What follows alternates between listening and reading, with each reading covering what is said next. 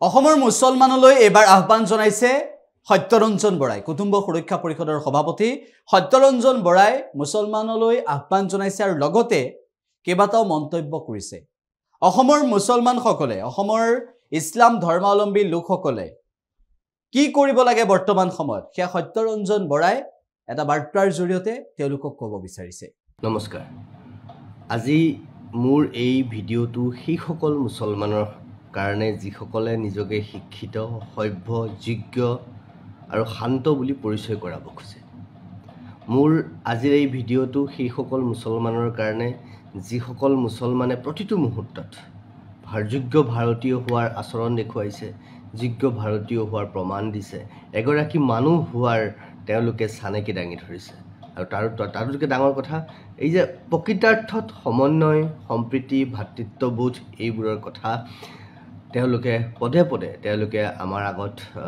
বিভিন্ন সময়ত দেখুৱাই আহিছে মই মূলতঃ সেই সকল মুছলমানক কৈছোঁ গৰিয়া মৰিয়া দেশী নহয় জলা চৈয়দৰ ভিতৰতো যিসকল অৰিজিনেলি আমাৰ ইয়াৰ পৰা সৃষ্টি হৈছে যিসকল গৰিয়া পৃথিৱীত ক'তো নাই মৰিয়া পৃথিৱীৰ ক'তো নাই দেশী পৃথিৱীৰ ক'তো নাই দেশীসকল কোন হয় দেশীসকল মূলতঃ কোচ ৰাজবংশী তেওঁলোকে বিভিন্ন কাৰণত অত্যাচাৰৰ কাৰণত কাৰণ এইটোতো জানেই সেই কথাবোৰ আজি নাপাতো মূলতঃ মুছলমানৰ অত্যাচাৰৰ বলি হৈ পেলাই তেওঁলোকে কোচ ৰাজবংশী লোকসকলে ইছলাম ধৰ্ম গ্ৰহণ কৰিছে সেইখিনি দেখি আৰু চাহ বাগানৰ কিছু আছে যিসকলে বিভিন্ন ভয় ভাবুকি লোভত পৰি পেলাই ইছলাম ধৰ্ম গ্ৰহণ কৰিছে বিভিন্ন কাৰণত সেইসকল হৈ গ'ল জলা আৰু চৈয়দৰো কেইবাটাও ভাগ আছে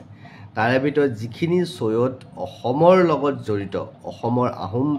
ঐতিহাসিক সিদ্ধান্তৰ লগত জড়িত সেইসকল চৈয়দটো বোলে আৰবতো আছে ৰাজস্থানতো আছে চৈয়দ বাংলাদেশতো আছে তাৰ ভিতৰতো সেই চৈয়দসকল যিসকলৰ সৃষ্টি যিসকলৰ গোটেই বুনিয়াদটো অসমৰ পৰা আৰম্ভ হৈছে যাৰ ভেটি অসমৰ সিদ্ধান্তৰ ওপৰত মই তেওঁলোকক এই ভিডিঅ'ৰ যোগেৰে মাথো কেইটামান প্ৰশ্ন সুধিব খুজিছোঁ আৰু প্ৰশ্ন সোধাৰ আগতে মই মোৰ মনৰ কথা দুটামান কৈ ল'ব খুজিছোঁ যে কোনো এটা জাতি বা কোনো এজন ব্যক্তি বুলিয়েই ধৰক কাৰণ জাতি এটা ব্যক্তিৰ সমষ্টি সমাজ এখনো ব্যক্তিৰ সমষ্টি কোনো এটা জাতি বহুদিন বহু বছৰ কেৱল আৰু কেৱল তিৰস্কাৰৰ মাজত জীয়াই থাকিব নোৱাৰে আমাৰ পৰিচয় আছে মোৰ নাম এটাৰে মোৰ পৰিচয় তাৰপিছত মোৰ বংশাৱলী আছে মোৰ দেউতা কোন দেউতাৰ দেউতা কোন তেনেকৈ এটা বংশাৱলী আছে সেইটো মোৰ পৰিয়ালৰ বুৰঞ্জী তাৰ যদি সেই বুৰঞ্জী যদি মোৰ নাথাকে তেতিয়াহ'লে ক'ৰবাত মই জাৰজ সন্তান বুলি পৰিচিত হ'ম কোনোবা এটা জেনেৰেশ্যনত গৈ পেলাই গতিকে মোৰ সেই পৰিয়ালৰ ইতিহাসটো মোৰ জীৱনৰ বুৰঞ্জী যিটো মোৰ কাৰণে চিনাকি সেই চিনাকি বৰ বেছিদিন নোহোৱা হৈ থাকিব নোৱাৰে আৰু সেই চিনাকি বাদ দি কোনোবাই যদি অন্য কিবা চিনাকি ল'বলৈ বিচাৰে অন্য চিনাকি হয় তেতিয়াহ'লে তেওঁলোকে নিজস্ব চিনাকিৰ দ্বাৰা নিজস্ব পৰিচয়ৰ দ্বাৰা যে তেওঁলোক গৌৰৱান্বিত নহয় সেই কথাটো প্ৰমাণ কৰিব আৰু তেওঁলোকক আচলতে যি নাম বা যি চিনাকি দিয়া হ'ল যি পৰিচয় দিয়া হ'ল সেয়া যে সুবিধাবাদৰ কাৰণে লৈছিলে সেইটো নিশ্চিত হৈ পৰিব আৰু এটা কথা কি জানে যেতিয়া বছৰ বংশৰ পিছত বংশ যেতিয়া এটা চিনাকিৰ মাজেৰে আহে তাৰ পিছত যদি কিবা কাৰণত সেই চিনাকি হেৰাবলগীয়া হয় তেতিয়াহ'লে মই ক'ম সেয়া সেই মানুহখিনিৰ কাৰণে চূড়ান্ত দুৰ্ভাগ্যৰ কথা হ'ব যদি নিজৰ চিনাকি হেৰুৱায় যিটো মাতৃগৰ্ভৰ পৰা যিটো চিনাকি পাই আহিছে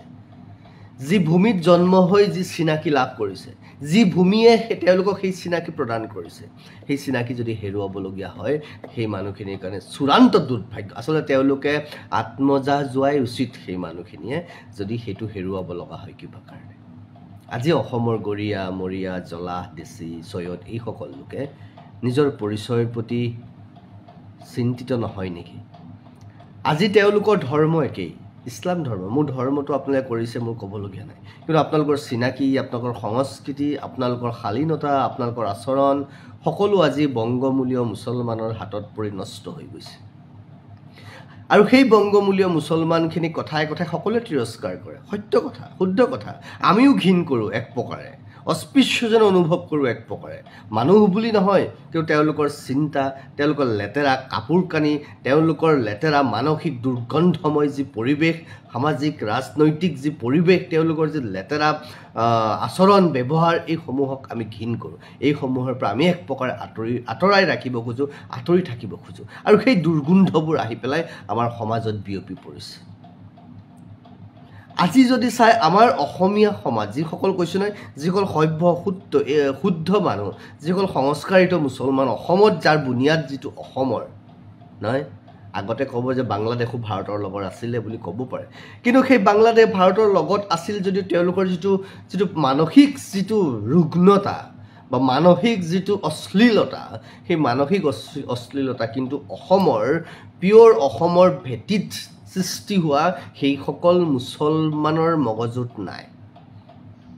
আজি মই এতিয়া প্ৰশ্নকেইটা কৰিব খুজিছোঁ, আপোনালোকে এই ধৰণৰ লেতেৰা মানসিকতাৰ মুছলমান বুলি নিজকে পৰিচয় কৰাব খোজে নেকি অসমৰ সেইসকল মানুহে? মই জানো আপোনালোকে পৰিচয় কৰাব নোখোজে, সেয়েহে আপোনালোকে পৃথকভাৱে আপোনালোকৰ জৰীপ হোৱাটো বিচাৰিছে, আপোনালোকে নিজৰ কাৰণে এখনি আয়োগ হোৱাটো বিচাৰিছে, কিন্তু ইয়াতেই সীমাবদ্ধ থাকিব নেকি আপোনালোকৰ পৰিচয়? ভাবিছে নেকি আয়োগ এখন হ'লেই আপোনালোক সুৰক্ষিত হৈ যাব? কিমান আয়োগ হ'ল, কিমান কমিশ্যন হ'ল, কিমান এইবোৰ স্বায়ত্তশাসিত পৰিৱেশ হ'ল, কি হ'ল? যিটো জাতিৰ স্বায়ত্তশাসিত পৰিষদ হ'ল, সেইটো জাতিৰ কিন্তু ব্যক্তিগতভাৱে বা সামাজিকভাৱে জাতিগতভাৱে একো লাভ নহ'ল, বৰঞ্চ কেইজনমান নেতা হ'ল, কেইজনমানৰ পেটবোৰ ডাঙৰ হ'ল, কেইজনমানৰহে ঘৰ বাৰী বাঢ়িল, কেইজনমানৰহে পেট পালেং পৰিয়াল সুনিশ্চিত হ'ল, কিন্তু সেই বৃহত্তৰ জাতিটোৰ কিন্তু জাতিগতভাৱে একো নহ'ল। যিকোনো খবৰৰ বাবে যোগাযোগ কৰক 7099017330 অথবা 7099017390 নম্বৰত।